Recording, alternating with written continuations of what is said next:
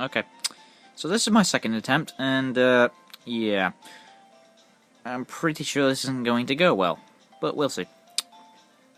So I'm going to do something I didn't do in my last video, which is observe his team, which consists of, I think, one Generation 5, yeah, which is Durant, which is the one here. I think maybe 2 Generation 3, no, maybe 4 Generation 3, and a first generation Pokemon. And then you look at my team,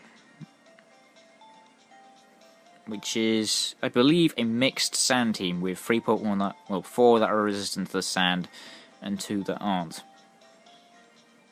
I don't know if you want to call it a sand team or not, but you can go ahead if you want. So let's get this started.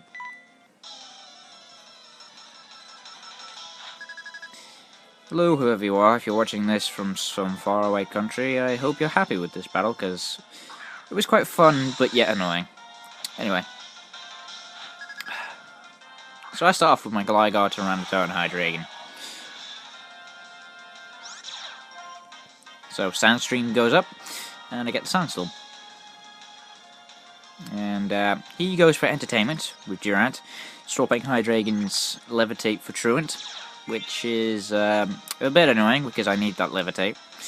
But I fire off a Fire Blast and take out his Breloom, which is a big bonus because that Breloom could have taken out both my Tyranitar and my Hydreigon, but not at the same time. So that's dead. And so I go for Source Dance on Gligar,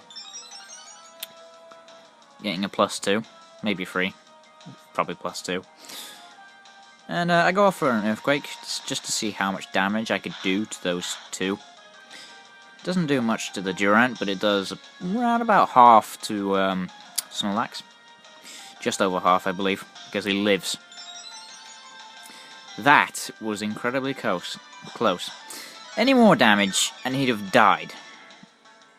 And I wouldn't have needed to fire off an Egg Scissor on that thing. Oh well. So I get damaged by the sand on Hydreigon, but so does his Snorlax, which makes it easy for me to hit him with an Egg Scissor with Gligar. So he withdraws his Durant, and at this point I wish I withdrew Hydreigon as well.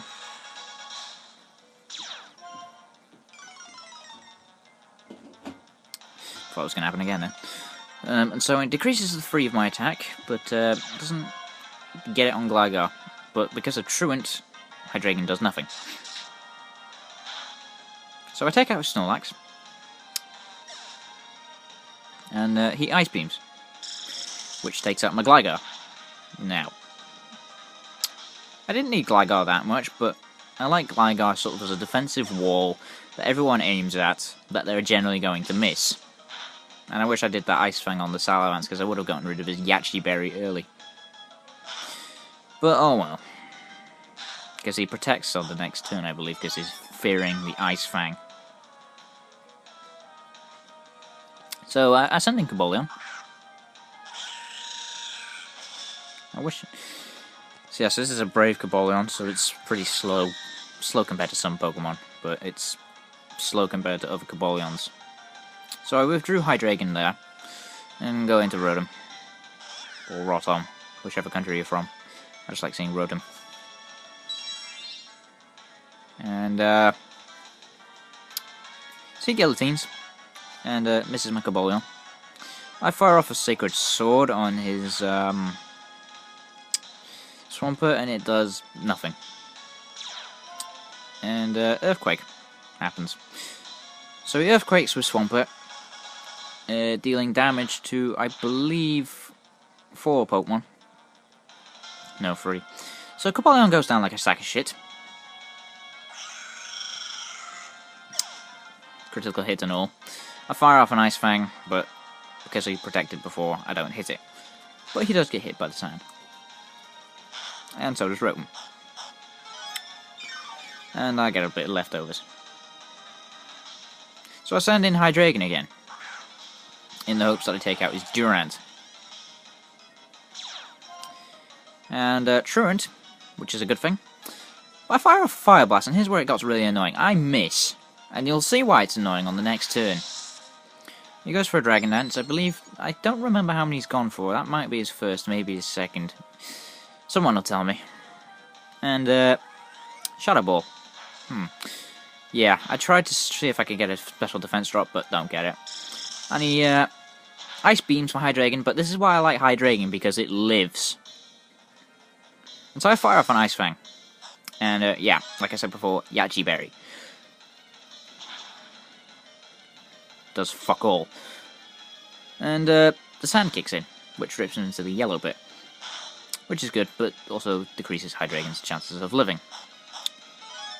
And Tyranitar goes up. Anyway. And, things are going good until this moment. Guillotine. The hell. Ugh. I can't comprehend on how just stupid that was. And then Dragon Claw kills my Rotom, which it shouldn't have done, but it did. Probably because he got a +1 on attack and speed, but hey, oh well. And then Waterfall.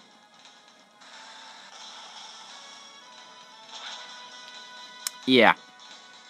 Bullshit moment there. So I'm down to 1 Pokemon. And this was my saving grace, because this is the most funniest thing ever. So I send in Metagross. And, yeah. Metagross doesn't like being earthquaked, but he fires off one with his Salamence. And stupidly takes out his, Swampert. Which was stupid of him. So I fire off a Hammer Arm, and this is Fighting Gem equipped Metagross. Boom. And, yeah.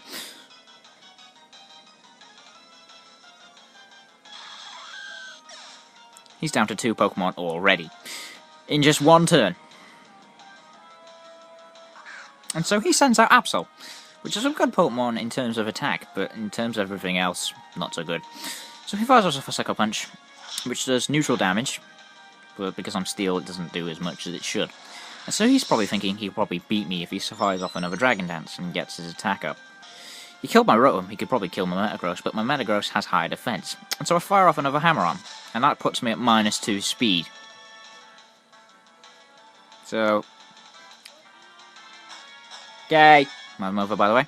So he's on a Focus Sash, and just lives, and that Hammer Arm would have definitely killed. But it doesn't matter because I got the Sand up, and that kills it anyway.